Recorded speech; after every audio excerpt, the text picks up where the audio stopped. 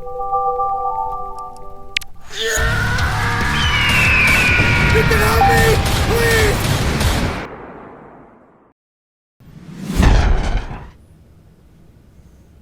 What'd you expect, something cooler? This is the modern day gaming industry, baby. We don't put any effort into anything unless it can sell microtransactions and Nikki A skins. Hey squad, reporting for duty. We're going Tilted Towers. Let's go. Shut your bitch ass up. Sorry if I fooled you with the Wii intro, but I'm actually here to ruin your day and make you hate video games forever. Okay, not really, but what I am here to do is take a quick look with you, me and you, just me and you, take a quick look over the history and the artistry that used to be implemented into video game menu screen. What used to be a haven for artistic expression and unique presentation of everything from game modes to the state of the in-game world you are currently playing in has now turned into more of a character showcase that might change depending on the time of year you're playing the game. Yay, I love blurry backgrounds and characters that can only look cooler if I spend real-world money to do so.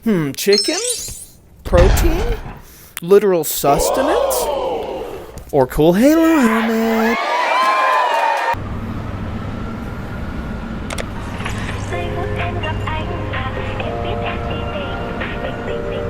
Okay, that's enough. Obviously, it's a little sad to see the fall off of video game menu screens, but when I speak of a dying art, there's usually a prolonged instance of said death, right? So why don't we, as a unit, yes, now there's multiple of us, they showed up while you weren't paying attention, take a look at some of the most egregious examples of said video game menu death. Well, first and most egregiously, I would like to, as I often do, take a moment to completely and utterly shit on Call of Duty. Specifically, my favorite Call of Duty franchise being that of Black Ops.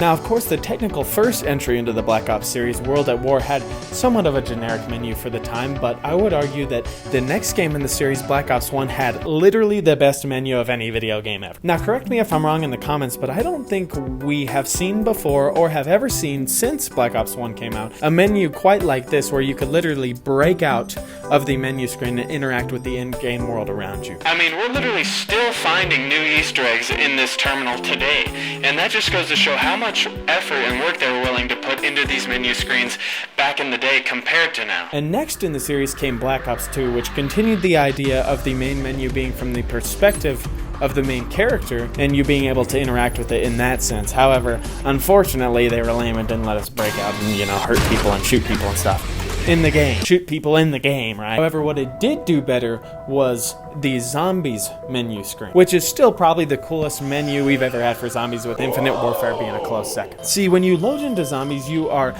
greeted with a view of the Earth that we last saw at the conclusion of the Black Ops 1 zombie storyline. A completely destroyed Earth, fracturing from its core with multiple locations in which we can fight the undead. And in order for us to access these locations, we must spin this globe around like the most fucked up classroom globe you've ever seen.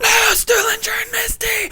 Don't listen to Max as he's trying to open a portal to Agartha! Not to mention that when you click on a location, it gives you a stylized preview of the area you're about to go in. In some cases, you can highlight specific portions of the map and go play in those specifically. Really hammering home the vibes of wandering around a post-apocalyptic Earth filled with zombies. And of course, Black Ops 2 may well be the GOAT of Call of Duty games, but we don't stop there. We move forward.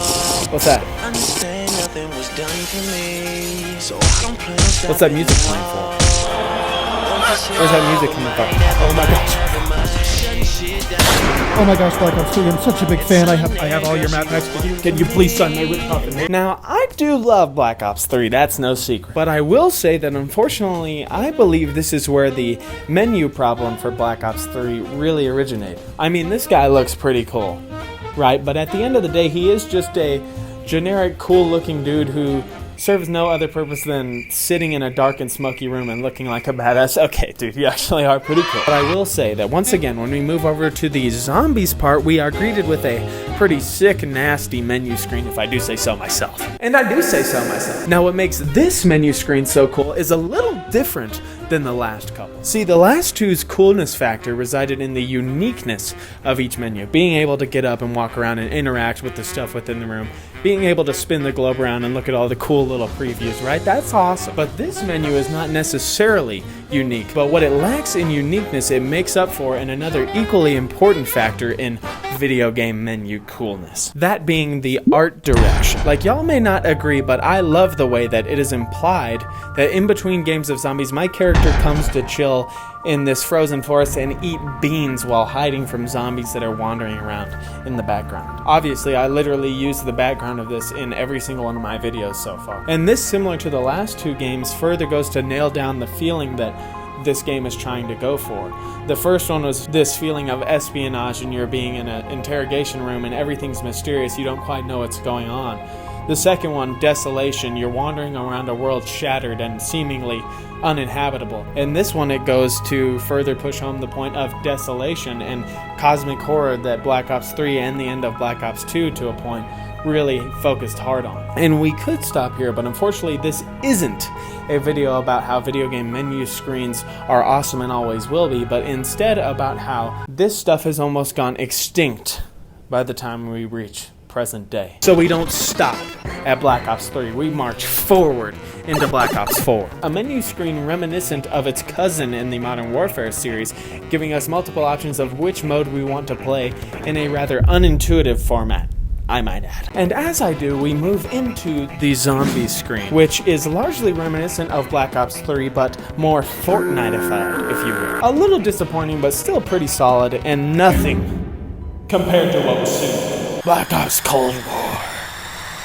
Not a bad game by any means, but was definitely the start of an era that will no doubt be defined by its lack of attention to detail compared to the previous entries in the Black Ops series. Not necessarily its fault, this game came out and was developed during COVID, so that made it a little tough, everyone working from home, but it's the lingering effect that it has had on the series that it is kind of looked down upon for. The menu screen was now exactly the same as Modern Warfare, essentially completely giving up on the idea of uniqueness within menu design that was pioneered by its predecessors. Now moving to multiplayer, just kidding actually, because they're literally all the same in every single mode. Yep, nothing different between multiplayer and zombies, just your character in whatever skin you have them wearing, walking through a generic area on loop with whatever gun you tell them to hold in that moment. Wow, that's kind of unfortunate, but you know, at least it can't get any worse.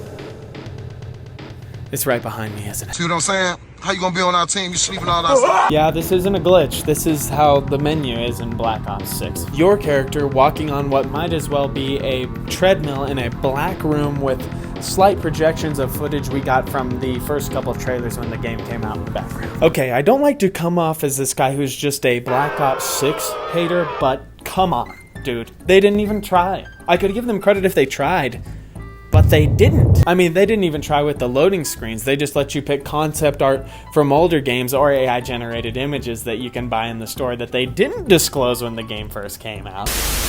I mean, they aren't even cropped correctly. They're too big so that they can pan from left to right to give you the illusion that this was a good idea. It's just painful for me to see my favorite games go from this to this. And this is so painful to me because, like I mentioned before, this is a complete and utter disregard for what makes things like this special, and insinuates that there is nothing for a game to gain from interesting menus. And the danger of that thinking, to me, is that if attention to detail in this area of gaming is now viewed as unnecessary, where do they draw the line? Okay, so we've covered the importance of uniqueness and art direction in video game menu design, but what are some maybe lesser mentioned things that can make a video game menu cooler than what we're getting today? Well, we're going to start with a suggestion I got from my brother Zach. Everyone say thank you, Zach! I've waited years to confront you! Oh, sorry guys, that's Zach's arch nemesis. Hey, he's not here! What? Yeah, he's not here, he just gave me the suggestion, so I was just talking about how he gave me the suggestion. Oh, okay, my bad. Well, do you know when he might be back? I kind of need to talk. Yeah, no, I don't know. I'm not 100% sure, but I can pass along a message for you if you'd like. No, it's okay. I'll just shoot him a text or something. He usually doesn't respond, and you know, if he does respond, it's usually like an emoji reaction. You know, and it's like I get a lot of the pray hands. He does a lot of pray hands emoji reactions, and I don't necessarily know what that means. And the thing that really kind of pisses me off is he never does the regular laughy face. He always does the laughy face with the sweat emoji. Hey man, I'm in the middle of something. Yeah, sorry. I mean, if you see it, I get it, but I'm doing something. Yeah, sorry. Is he gone? Yeah, he's gone. I told him you weren't here. I think he said he was going to text you. Oh. Yeah. Oh. He said, I mean, that's what he told me. Okay. I tried to kind of, I told him, I'm in the middle of something. Appreciate it. Yeah, no problem. It's no problem. Anyways, what he did happen to mention was just how good the NCAA Basketball 2010 You have absolutely no clue what you're talking about. Get on out. I'm taking over. Thank you for taking the suggestion. I really appreciate that. But it wasn't just NCAA 10 that did it. It was the whole damn franchise. And it's not a menu screen. It's a loading screen. And it's not to say that I hate the menus, I love them. They're nothing fancy, but they're extremely fluid and have no delay going from game mode to game mode. And that keeps you extremely immersed, just not having to wait for a second to load into the game mode you want to play. But there's always been something to me about that loading screen. It's just something about messing around on that blacktop court on that ambiguous college campus that houses Oklahoma, Texas, Syracuse, and Duke, while you learn the controls that get you fully immersed into the college atmosphere and a college campus. Or even the real thing. And this doesn't do anything to the actual gameplay itself, but it does an amazing job of setting up the atmosphere of a real college basketball game and getting you excited to play the game. And there's no college basketball games out right now for me to compare it to, which kind of sucks. But I can compare it to NBA 2K, who in the past also had fluid menu screens, but has now even gone for a simple layout, and never did anything as complex or as immersive as those NCAA loading screens. And while I have the floor, this is now a 2-hour video about my grievances with 2K and why we should bring back garbage. I knew you were basketball.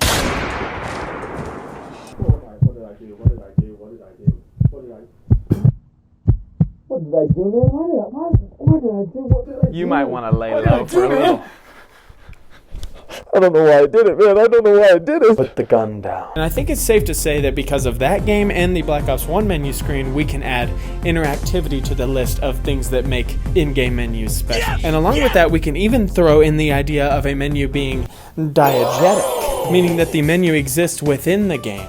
A good example of this being Fallout. The menu is literally on your wrist and you can just turn it on and look through it. And it serves to create even further immersion within the game, even though I don't think the game's that good. Hey, this isn't a Fallout video, this is a menu video, therefore you aren't allowed to disagree with me on that. And you agree that Fallout is a bad game. Okay, well what about changes to the menu itself depending on the stage of the game that you're in? Perhaps the most popular example of this being Spec Ops: The Line. As you go through the game, the place you're in becomes more and more war-torn, even at a certain point, the American flag being flipped upside down as our crew becomes disillusioned with the American government as a result of the almost evil things that they're making them do. Undertale and Half-Life are also examples of this. I just don't know as much about those. Now, perhaps this point is a little disingenuous because we do see this kind of stuff in games nowadays, but the point is, used to it was somewhat of a regular thing, and now it is a complete and utter shock to see its inclusion in a game.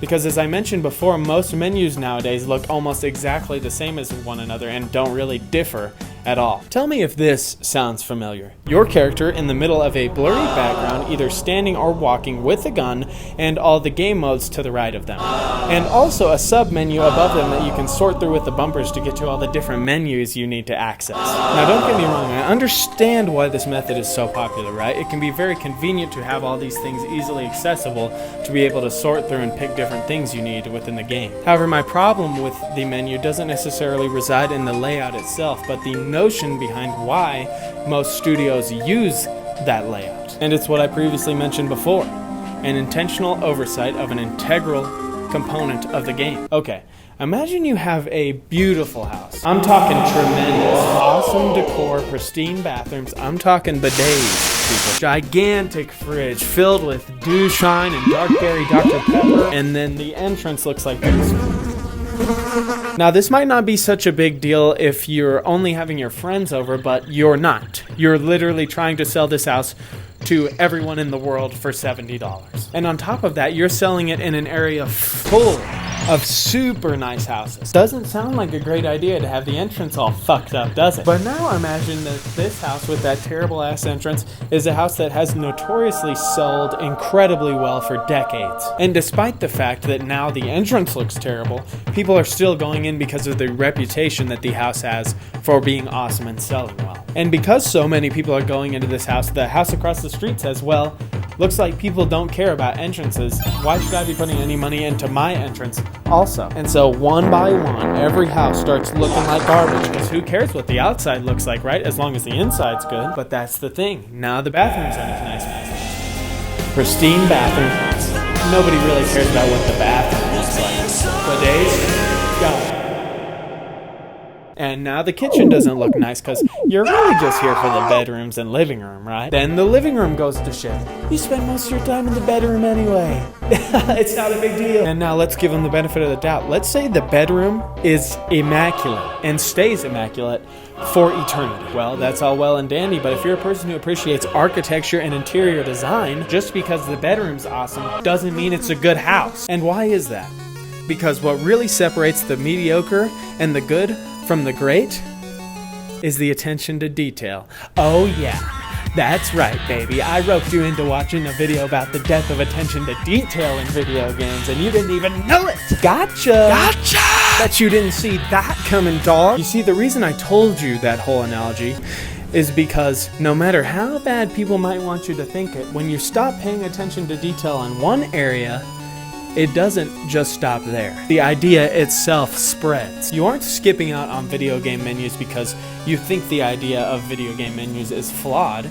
You're skipping out on it because you view effort in that area as unnecessary. You're skipping out on it. You're skipping out on it. No, I'm just kidding. Fine, they're skipping out on it. You happy? And once they get away with axing a detail in one area, other areas start to pop up. We don't need to add any extra items in the game. It's really about the core gameplay. If we want to, we can add some later. It'll be fine. Don't worry about polishing that broken gameplay system that completely strips the game of any replayability. Let's just add a progression system that artificially keeps them playing for the first few months the game's out, so we can squeeze a few dollars out of them. You see, the fact of the matter is that even though devs might want to put effort into these areas and do cool things with them, the people who make the decisions on this kind of stuff have no place in their heart for attention to detail. They are the people who rip out the bidets and use one plot. Because that's all you need, right? Not me. The people who have made it to the top and make these decisions made it here because of their ruthless pursuit of bigger and bigger profits with less and less expenditures. I mean, look at Microsoft. They just laid off a ton of people right off the back of saying they just had the most profitable year in their history. You see, the gaming industry and entertainment industries as a whole are now ran by people who have no place in their heart to appreciate craftsmanship. But what they do have a place in their heart for? Money. And no matter how far we get down into this dark and disgusting corporate rabbit hole, one thing remains the same. They have to get that money from us. I bet you thought this was just going to be dark and depressing the whole time. No way, buddy, no way. That's not what we do here on the Praith Dog channel. Like and subscribe. You see, in order for these companies to get money from us, they have to appeal to us, right? So I guess the point of this video is to plead with you. Yes, you. Just you. I'm not talking to anybody else right now. Just you.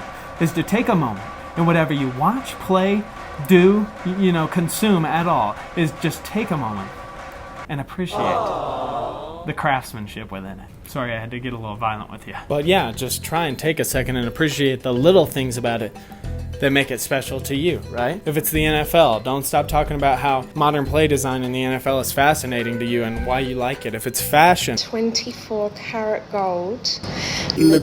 Don't stop talking about the new movements within it that you like or dislike and why you like or dislike them. Say it's movies. Don't let people zone out when you're talking about a certain movie's cinematography. Take a page out of my book, walk up to them, grab them, pull them up to your face and tell them, hey, Dune 2 and the Batman had the same cinematographer, and I really hope that more people start following that direction, start doing that kind of stuff, start grabbing people. And to everyone, including me, next time you're on the receiving end of a historical lore dump about whatever it may be, try your best not to zone out just because it's something you don't know about. Like I said, I'm not good at it either. This is advice for myself. That's half the reason why I make these videos, is to kind of flesh out ideas that I have on my mind, to teach myself lessons that I haven't quite externalized yet. But I'm just saying that we'd all be better off if we could try to absorb that information, because that's an important part of this too. Coming to appreciate the detail you didn't know was there.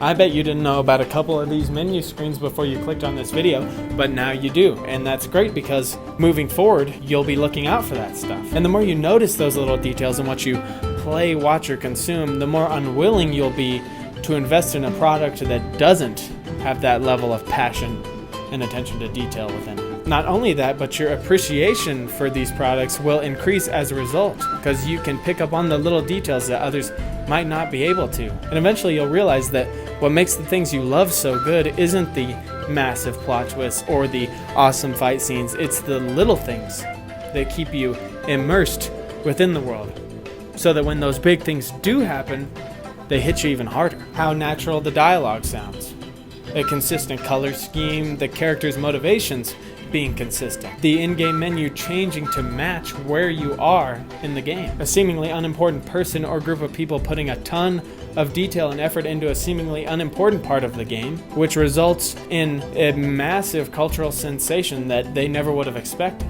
And I hope you realize that all the things that you really do love are this great because of the level of detail that are put into them, a level of detail that a formulated menu layout or a machine could never match. But at the end of the day, it's up to us to appreciate those details.